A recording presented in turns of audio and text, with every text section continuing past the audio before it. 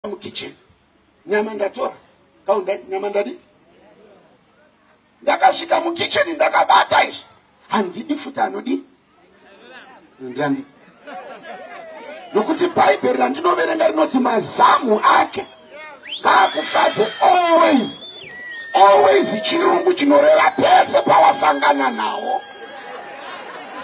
Ndakasangana nawo mubhatirumu nawo, ndakasangana nawo mupantiri nawo. Ndinoda ramba akapfava zvakaita izvi. Kana wabatwa Lorraine batika, akona kuwandisa natural resources angu. Ndakada kuenda kushow kunze dzikama.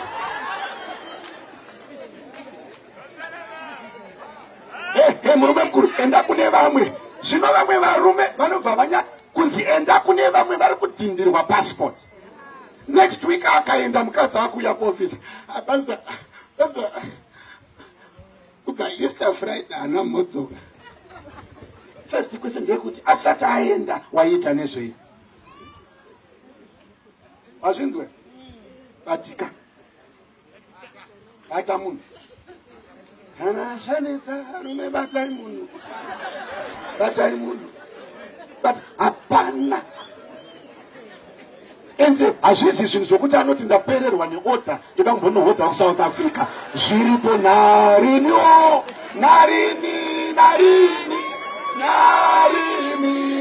Tinazvo. Batika uripo. Batika uripo. Batika uripo.